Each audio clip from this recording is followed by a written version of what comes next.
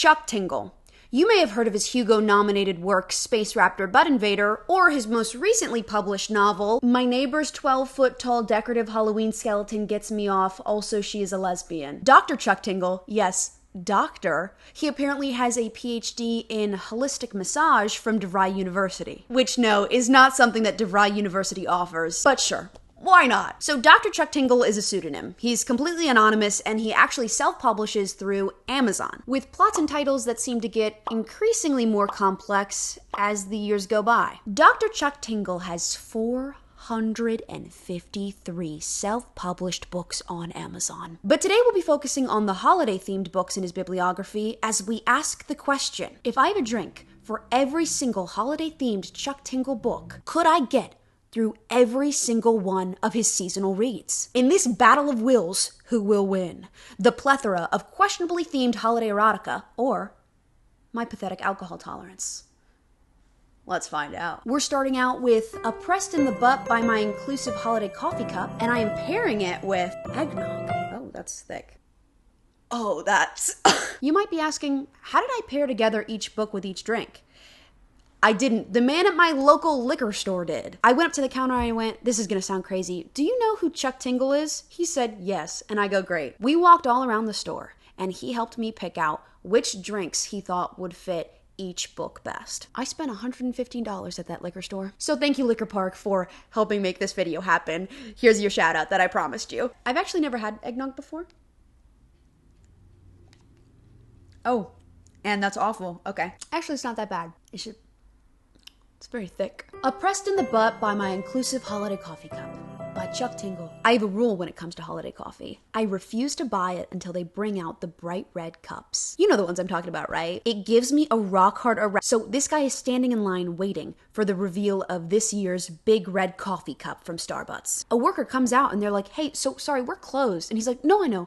I'm waiting here for tomorrow. Are you sure you're gonna be okay out here? It's supposed to drop below 0 tonight. Might even get some snow. Even better. I shut my eyes tight and settle in, ready to prove to the world that I am the one with the Christmas spirit, a perfect soldier of holiday glee who is ready to do battle in the name of Yuletide cheer. The next thing I know, I'm floating through a vivid dream world. I'm looking out over the edge of a sleigh that is miles up in the sky, and sitting next to me are both Jesus and Santa Claus, each of them incredibly ripped and shirtless. Wait, what? So the ripped Santa Claus and Jesus take him into the sleigh, take him back to the Starbucks.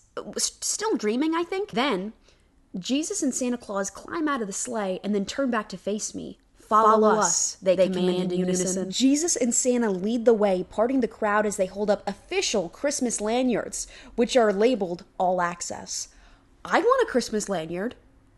Give me 1 second. How do you spell sheriff?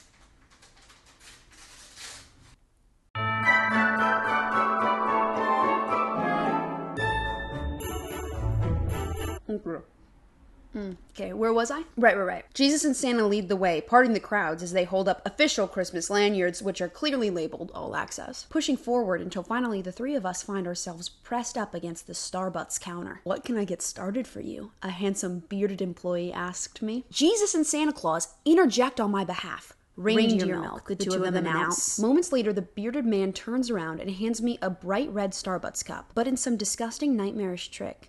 All of the jolly holiday imagery has been wiped away and removed completely. What is this? I stammer. Reindeer blood? The bearded barista replies, his eyes now completely black. Flames erupt from every side, and when I spin around, I see that Santa Claus is now a giant generic holiday snowflake, while Jesus has transformed into an enormous Star of David. No! I scream out, tilting my head back and erupting into a howl of pure anguish. Get it? Get it? They're taking Jesus and Santa out of Christmas. It's the war on Christmas. So he wakes up from that awful nightmare, and he's like, thank God it wasn't real, thank God. He looks around, and there's no one else in line for the red holiday cups this year, except a thick layer of frost. He orders the Christmas blend, and the barista says, that will be $2. What economy are you living in? This is how I know this is fake. $2 for Starbucks? Come on. My mind races with what kind of beautiful Christmas imagery could be depicted across the seasonal red cups.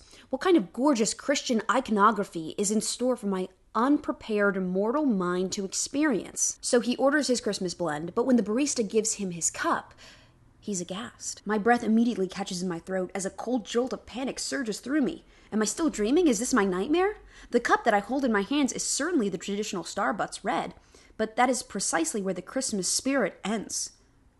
The cup is a blank, matte crimson from top to bottom. Without even thinking, I drop the cup, which explodes in a flurry of hot black coffee across the floor. My heart is slamming hard inside my chest. Suddenly, I open my eyes to find that I'm strapped to a table with a bright red light shining above. Wait, what? When he dropped his cup, he slipped and fell on the liquid that poured out and wakes up in the hospital with amnesia.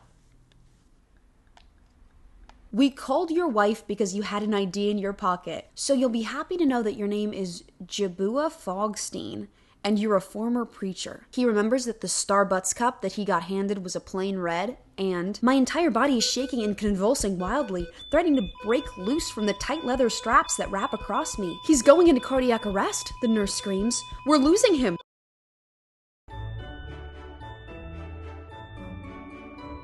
And then there's a knock on the door. Hello, I call out. Come on in. The door cracks open a bit, and then suddenly a handful of massive red holiday cups come shuffling inside. I gasp when I see them, completely shocked by the sudden appearance of these incredibly hunky cups. We heard about your accident. Wanted to come by and make sure everything was going okay, the holiday container admits. Seriously, I question? That's so sweet. The cup smiles. Don't mention it. When we say cup, are we talking cup? Like, well, I don't even know how to pose this question. Here's what I'm imagining right now. Cup, face, arms, legs. Is that right? You don't, because don't tell me that's right. I realize now just how incredibly attractive this new cup design is. Completely slick and streamlined in a way that truly turns me on. Wait! What? How am I supposed to say this? So he looks at the cups and he's like, wow, you're really well endowed. I just feel slightly defeated. What do you mean by that? At first I wonder why these cups are nude, and then immediately remember that cups don't wear clothes, obviously. Don't you dare. Don't you dare say obviously to me when you're talking about sentient cups that have arms, legs, and other appendages. Don't you dare look at me and say obviously. I'm not going to take that. I'm completely straight, but I'd be lying if I didn't admit that I am very impressed with the size of their hulking cup wangs. I'm sorry, he says. When we came here to make peace, I had no idea just how handsome you would be. Me either, I admit. Honestly, I'm not sure I dislike the new look anymore. It's kind of sleek. Thanks, the cup says, with a flirtatious smile. How dare you? How dare you? This guy doesn't even have the emotional conviction to stand by his beliefs when these coffee cups, with pretty privilege, by the way, come in and be like, sorry about that. Dude. And the red coffee cups are just doing it so they don't get sued. Not really. That's my personal theory. Well, I'm commenting on this. So they're coffee cups. I am imagining that they are coffee cups. Are we talking about regular sized coffee cups, but just like a bunch of them with like arms and legs and they're just like this size? Or are we talking about human-sized coffee cups? I do hope that question gets answered. Suddenly, all that fighting and panicking and arguing just seems utterly silly, a relic of some sort of other me that I barely even know any longer. Imagine being so hot as a coffee cup that a man sees you and goes, actually, you know what? I don't care anymore. I've always been really attracted to the holiday cups. Not in a gay way or anything, because I'm totally straight, and I know that all cups are dudes. Wait, I sit up and throw my legs over the side of the bed, my attraction to these incredible cups blessing me with the power to walk once again for the first time in 2 days? Imagine your husband cheating on you with an anthropomorphic cup. Come on, I beg. I want you guys to show me what the holiday spirit is all about.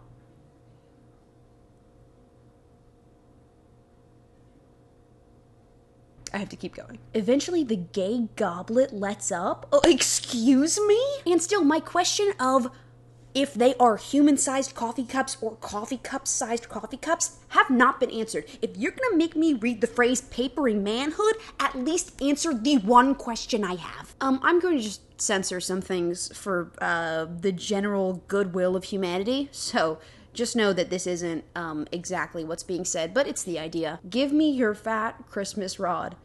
You mean fat holiday rod, the cup corrects. 2 at a time, I laugh. Why not? Let's make it a double shot, boys. And we end on a very poignant monologue. I close my eyes and smile warmly, finally understanding the true meaning of the holiday spirit. It's not about who can spend the most money at the mall, or who can get the most upset by someone saying Happy Holidays instead of Merry Christmas. No.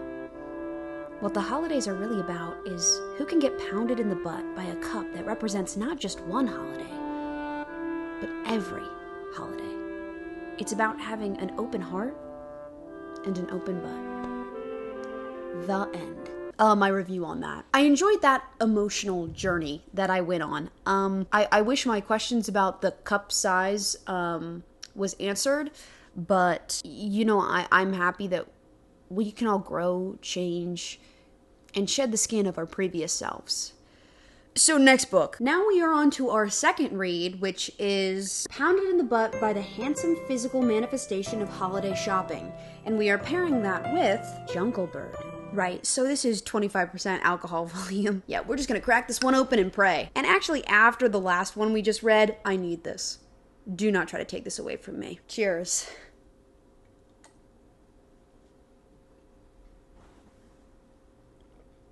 Oh, that's lighter fluid. The aftertaste on that is like I just licked a pool drain. Okay, let's start it. So our main character's favorite time of year is Christmas time. But lately, it feels like over the last few years, the shopping season gets nothing but crazier and crazier. This guy's trying to give Black Friday one more shot. He rolls up at 3 a.m.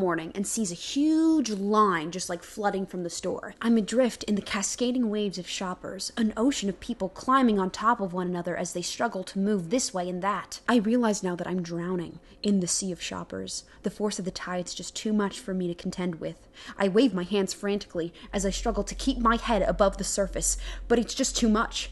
And soon enough, I find myself slipping down below. The next thing I know, I'm being hoisted up into a small rowboat. Yes, he is saved by Borson Reams. I have enough rations here on the boat to support 2 people, but I don't know if we can survive these waves for more than a few days. Actually, you know what? I feel like Borson should have a southern accent, so that is exactly what I'm going to do. We're going to have to wait for the storm to settle a bit, and then we're going to find ourselves an island, Borson explains.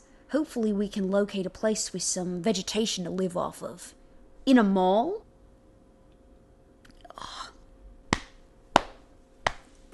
Good Lord. I need Borson to come save me. Land, Borson suddenly announces. Borson falls into the sand next to me, catching his breath. A desert island is a strange place to spend the season, I say. We'll make it work, Borson replies, optimistically. Eventually, this crowd may die down enough for us to make it back to the front doors. It's a nice thought, but we both know it's nothing more than wishful thinking. The current is at its worst, back at the mall entrance, and Borson already admitted that it's gonna get worse before it gets better. I don't even have anything to say. You know what? Yeah, the current. Yeah, the current of shoppers. Yep. And they're on a boat, and they're on a desert island, and they're in a mall. Yeah, you know what? Keep it coming. 2 weeks have passed, and a lot has changed in our little corner of the world. Borson has managed to row his boat over to a few nearby stores for supplies, providing us with small makeshift shelter, and even a small Christmas tree of our own. Well, 'tis the season. And also, Borson fishes in the metaphorical sea of shoppers. Yeah, fishes, and catches tuna, and even a marlin at one point. Everything's going better than I would have ever expected. And yet I still find myself with a growing frustration in the back of my mind. This is my favorite time of year, and despite our best effort, it still doesn't feel like the holidays at all. It's just then that I notice him. A strange figure standing over on the shore nearby.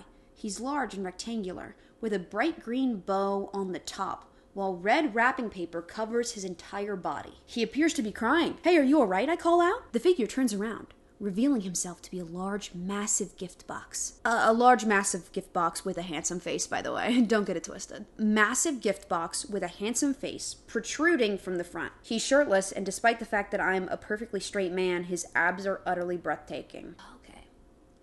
You say that the face is protruding from the rectangle box. That means it's just box, face, abs. Really?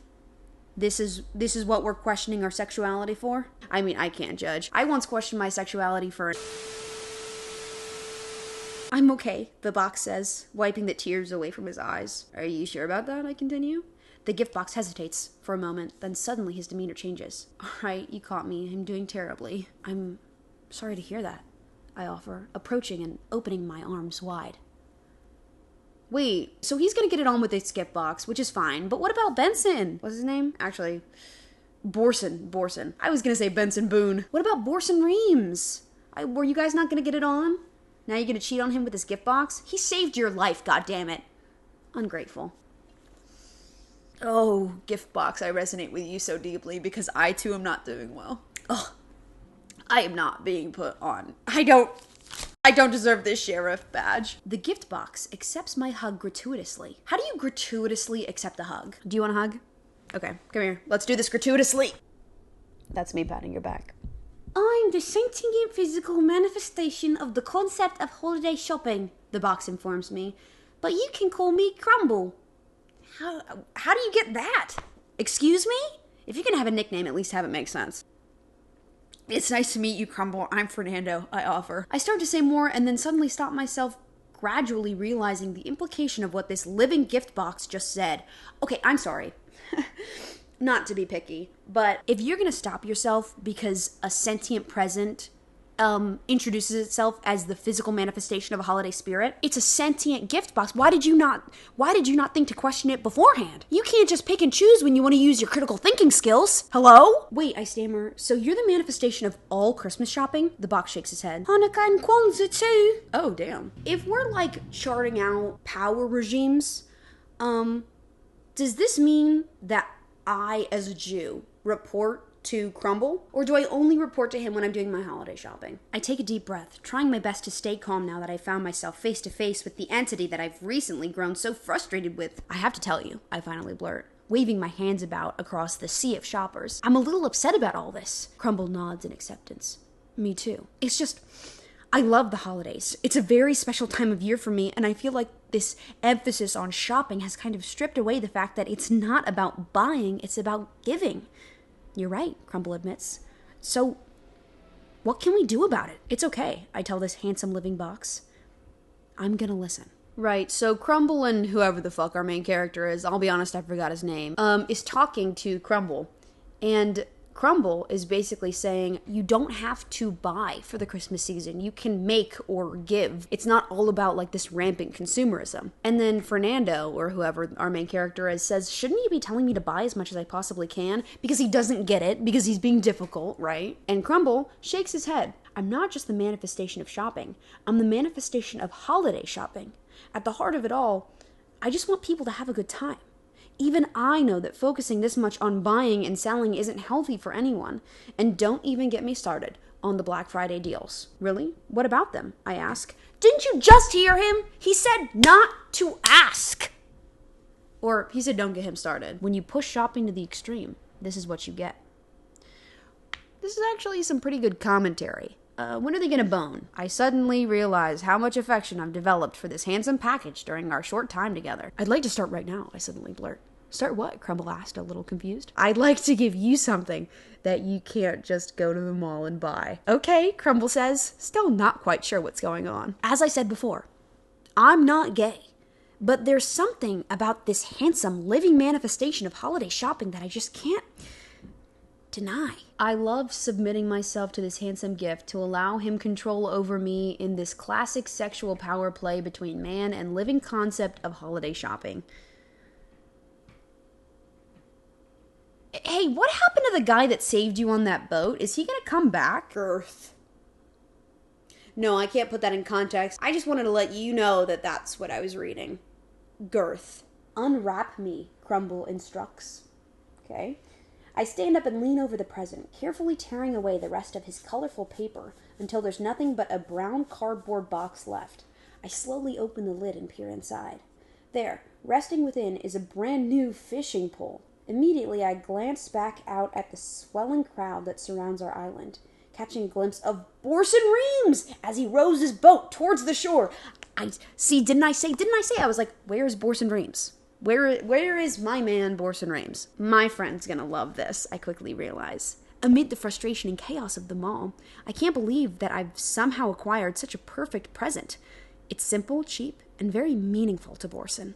Thank you, I tell Crumble. He's gonna love this. Just remember, balance is key. Don't kill yourself trying to find the perfect gift. You can even make something if you really want. Whatever you do, just do it with love. You're right, I tell him. I'm not gonna let the holiday stress get to me anymore.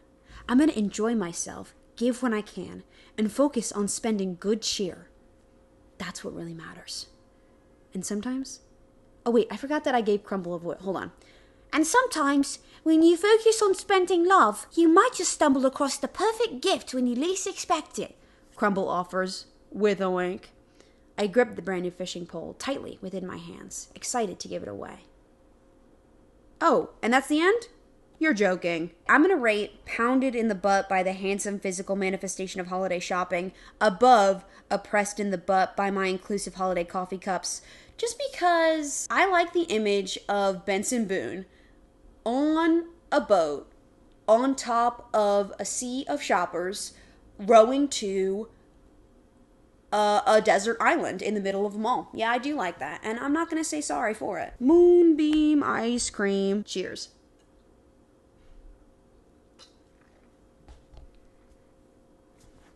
Ugh. The physical manifestation of chaotic holiday travel eats my ass with a bourbon old-fashioned. That's a 20% alcohol volume, folks. I will not live to see tomorrow. How does this taste?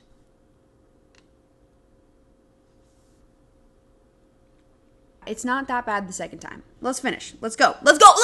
Why are y'all not hyping me up right now? Hello? This main character is a female. A woman. Have you ever heard of that? So our main character is about to miss her flight. She's stuck on the 405. There's like vehicle after vehicle after vehicle lined up in front of her. But something catches her eye. It appears to be a massive jet plane. The figuring waving her broad metal wings in various patterns. Well, hold on. How do you see this massive jet plane and just know that the jet plane uses she, her pronouns? As I crawl past the sentient plane, I can see the frantic expression on her face. She's working as hard as she can to keep traffic moving, to take all the chaos of this notoriously bad travel season and find some kind of balance. Wait, but why is the plane on the freeway? Am I missing something? Lock in. I'm sorry. I'm trying to lock in. I am. Hey, don't look at me like that. I am locking in about reading about the lesbian physical manifestation of chaotic holiday travel. I am locking in. Do you not believe me? Okay, so our main character is almost to the airport. Don't ask me how. I could not tell you. But she is, and that's all that matters. The closer we get to the airport, the more chaotic things become. Cars begin to crash and crunch all around them, tires screeching, as angry shouts of rage fill the air. A helicopter hovers overhead, catching travel action as it unfolds. I have no idea what I just read. Okay, so crazy shit is happening. Like, there are people on fire, there are people, like, throwing their luggage. There, like all kinds of insane shit is happening. And our main character goes, holy shit. There's no way I'm making my flight. I turn back and scan the pandemonium, hoping to find some simple way to lend a hand. My gaze immediately catches on a familiar figure. The airplane from earlier this morning is now here in the terminal, clad in the same Santa hat, but wearing an expression that's even more frantic than before. Hey, I call out. Are you okay? Do you need some help? I got this, she yells back at me. Like hell you do. Tell me what you need. I've got you. The sentient plane finally hesitates, considering something. We should give her an accent. Half these flights have been delayed until tomorrow, but the board is malfunctioning. If people knew, they wouldn't all be trying to push to the front. But I'm a plane. I'm too big to get to the board and plug it back in. Say no more, I reply. I immediately spring to action. I race to the crowd. Blah, blah, blah, blah, blah, blah, blah, blah, blah. Me when the lesbian physical manifestation of Spirit Airlines needs my help. Oh, fuck. I forgot that I'm supposed to be drinking my fucking bourbon. Okay, so our main character helps the lesbian plane. I'm genuinely not sure what she did, because I can't really comprehend anything that's happening right now, but the plane walks up to me, shaking her head in amazement. Oh my god, you saved me, she gushes. It was nothing, I replied, then introduced myself. I'm Monica. Libela. Libela? Libla. Libla, the play replies, extending her wing for a shake. You've been running around helping people all day, I state. I saw you on the freeway this morning, too. That's a lot of responsibility for one plane. Libla hesitates, this awkward pause hanging ever so briefly between us. I'm actually not a plane, she finally reveals. I may look like a living object, but I'm actually the physical manifestation of a living concept. Oh, what concept? I ask. She hesitates again. This time, her pause continuing on until I'm forced to interrupt it. You can tell me. I'm the physical manifestation of chaotic holiday travel, she says. My heart immediately sinks as I hear this. I can't deny the attraction that was already bubbling up within me, and Libla certainly seems like a kind, loving person on the surface, but getting this close with the physical manifestation of chaotic holiday travel seems like a bridge too far. I'm kind of surprised that the physical manifestation of chaotic holiday travel cares this much, I finally admit. I mean, I am just trying to get people home to see their families, she replied. Did I give her accent? God, I don't remember. It's not like I'm causing all this chaos either. I'm a product of it. I didn't ask to be pulled into reality. She's right, and I'm suddenly feeling a little heartbroken about the way I reacted. Yeah, you bigot. But we love a flawed main character. Yeah, I mean, honestly, really, the chaotic holiday physical manifestation of whatever is just an employee trying to do her job. Like, damn! And you're hating. You're sitting right here and you're hating. I rub my fingers against her enormous aircraft hull. Airplanes waiting, glistening and wet. The wings spread out above and marking this as her metal waistline. I want you to close your eyes right now. And imagine trying to be intimate with a plane.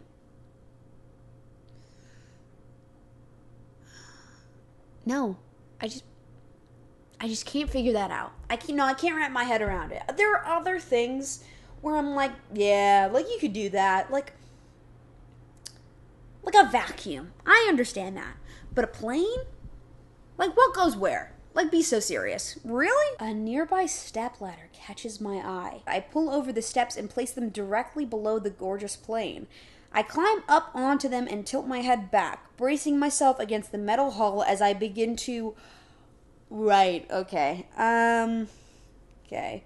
I can't say this. Oh! Thank you! Or you can get even deeper in the rabbit hole. There's penne alla vodka.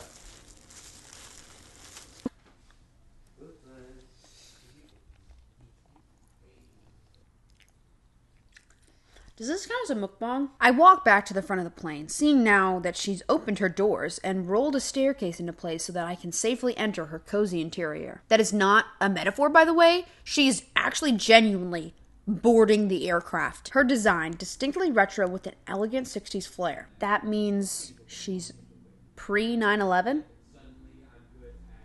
Genuine question here, which would explain why she doesn't have that many trust issues. Why she's just okay with anyone boarding her at any time. Oh my god. My seat is vibrating, moving faster and faster with every passing second and causing my body to react and turn. Okay. First class passengers fly better. I understand that. A tongue emerging below? Excuse me? Whoa. Hold on. Oh shit.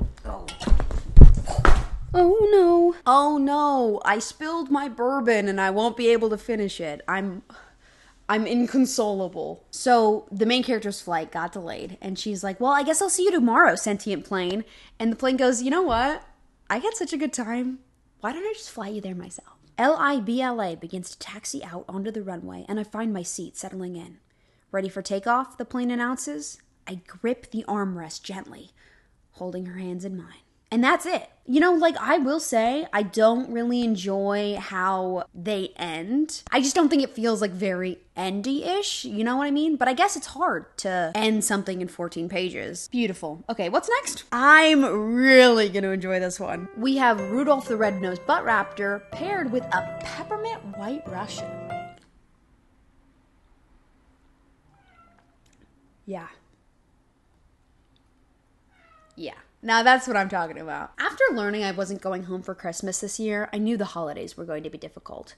This is the first time in my life that I haven't been able to celebrate with my family, spending the evenings buried under mountains of paperwork from the firm. Okay, lawyer? I can get down with a lawyer. I've been checking the news regularly for updates about the rapidly escalating snowfall, trying to figure out if all planes are grounded or just commercial airlines. Have you tried your local lesbian airline? Because I have actually just seen firsthand that the sentient plane will make an exception for a hot woman. So this Chicagoan is taking on the winter streets in order to send his mother and father Christmas presents. There before me is the post office, covered in snow and ice, but still seemingly active on this blustery day. So our main character got to the post office too late to send the gifts to his parents. I need to get this package to my family in Los Angeles by tomorrow, I cry out. Even if you got here in time, that package wouldn't get where it's headed for another week. The snow's got all the planes grounded, also, but like, let me say something real quick. You know and you understand how important it is that your parents get this Christmas present from you. And yet you put it off until literal Christmas Day to send. I mean, like, do you know how time works? Do you understand how the concept of shipping packages work? Like, I'm sorry, I can't root for you, actually. Isn't there anything I can do, I beg? I'm not made of magic. I'm sorry. I let out a long sigh and I begin my long trudge back home from the snow. Wait! The man suddenly calls from behind me. He motions towards me, lowering his voice. Go to Suite 69 in Rudolph Building on Candy Cane Avenue. That's the top floor. I don't get it. Is this some kind of joke? Not at all. There's someone there who can get your package anywhere in the world within a few hours. Who should I ask for? The legend himself, Rudolph. Right, so he goes to see Rudolph. Suddenly my heart skips I beat as I make out the symbol of a massive red R. I'm skipping to where he finds Rudolph. Rudolph is very busy this time of year, but it's Christmas, I finally say, tears welling up in my eyes. Rudolph will see you now. This goes straight to his office. There's a large oak desk at the other end of the room where a handsome velociraptor sits. He's shirtless, because of course, and beautifully sculpted. But the two most notable things about this dinosaur are the massive antlers upon his head and the way his reptilian snout glows with a brilliant red light. Oh, wait, hold on. Remember how this cup that I used the first time was green? Okay, what? Stay with me here. Now it's red for Rudolph. It's thematic. Right, so handsome, shirtless velociraptor. Right, I'm back. Looks like you're in need of a Christmas miracle, the handsome prehistoric creature offers. He reaches over his clawed hand and gives me a firm shake. I'm Rudolph. Oh my God, I stammer. You're actually Rudolph. I thought it was just the name of your company or something. The dinosaur cracks a smile. No, it's me. How does it make any sense that Rudolph the red-nosed reindeer is a prehistoric animal creature? Does that mean that Santa was the one who set the asteroid who basically wiped out all of the dinosaurs? And Rudolph was saved because he was Santa's favorite? Yeah, I think that's what that means for evolution. The dinosaur cracks a smile. No, it's me. From the old song, I clarify, Rudolph the Red-Nosed Raptor? That's the one, Rudolph continues. Okay, so I guess in this universe, Rudolph the Red-Nosed Reindeer was actually just always a velociraptor? Because that makes any god that, whatever, you know what, fine. Okay, so Rudolph the Red-Nosed Raptor is flirting with our main character. I need help getting these gifts to my parents in Los Angeles. Okay, can you just skip to where the dinosaur takes advantage of this young man? So you can help me? I just did, the antler dinosaur replied. At first I confused, until I glanced down and realized that the packages are now missing from his hands, disappearing without a trace. Where are they? I questioned. I just told you, said the raptor. They're waiting under your parents' tree in Los Angeles. Holy shit, I blurred. I knew you were good at getting through snowstorms, but that was incredible. I didn't even notice you leaving. Nobody ever does, says Rudolph. That's the nature of time travel?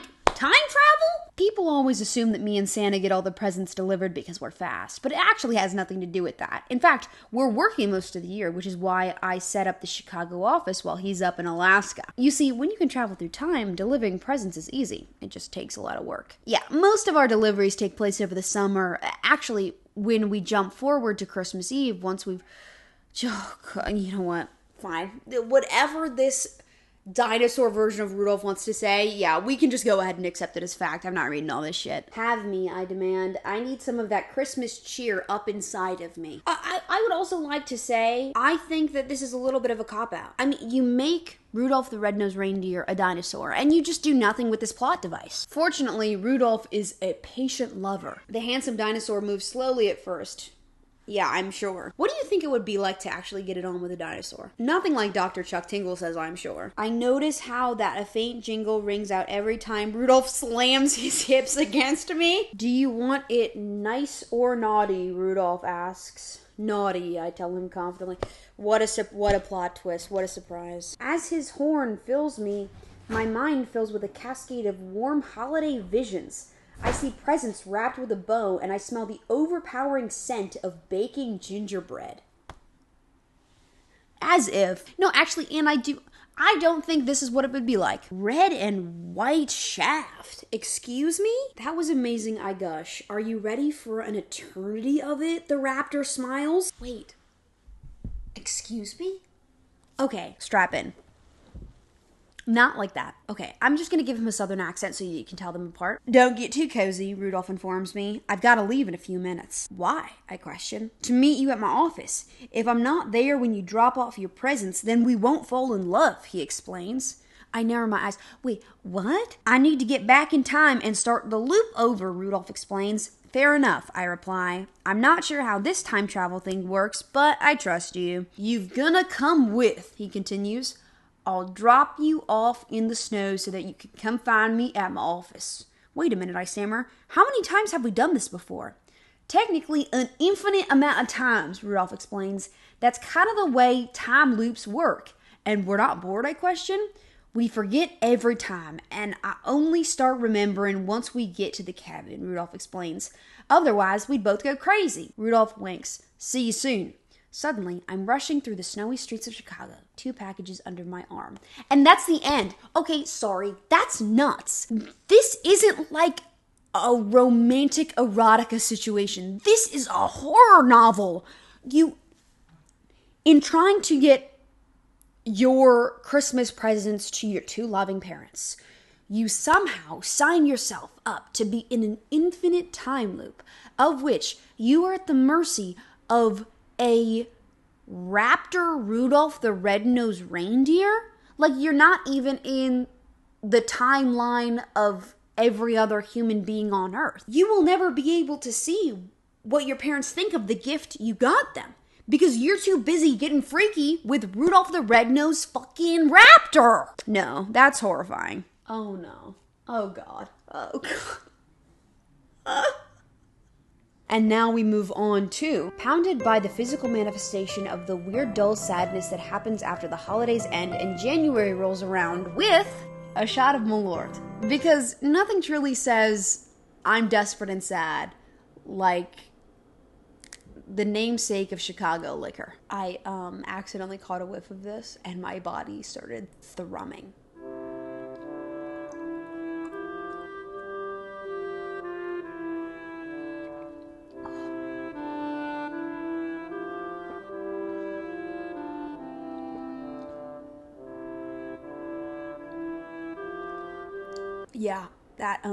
That sits like a rock in your stomach, let me tell you. And where's Rudolph the Red-Nosed Butt Raptor to just like put me in a time loop so I don't have to do that? Okay, let's read away.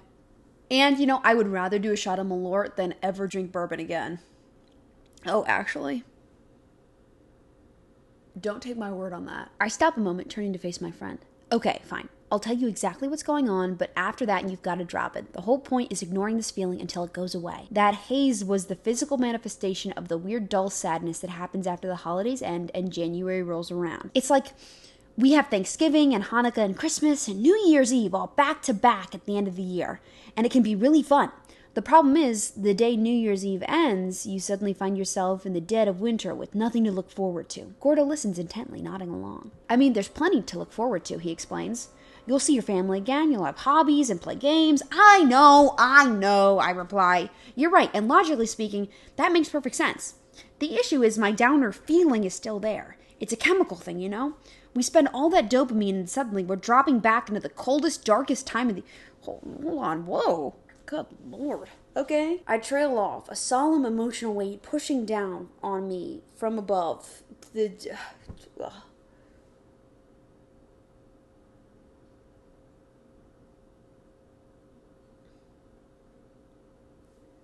Just give me 1 second. Just give me 1 second. Anyway, since I started feeling this way, that weird haze has been hanging around, I explain. I don't want to give him any attention, though. I think it's best to just, ignore him entirely. So, no matter how hard our main character tries, he can't get away from the physical manifestation of the weird, dull sadness that happens after January rolls around. So he's at a diner with his friend, and the weird, dull sadness follows them in. The physical manifestation of the weird, dull holiday sadness that appears... Oh, Jesus Christ. There's, so much to say in this. Oh! The physical manifestation of the weird, dull sadness that happens after the holidays end and January rolls around turns to look at me, his eyes going wide when he spots me here on the couch. Oh! I didn't see you there, he states. I can't help but scoff. You didn't see me? You've been following me around all day. More like you were carrying me around all day. Oh, wait, that's actually a pretty good line. Remember, I'm just an extension of you. I don't exist unless you let me.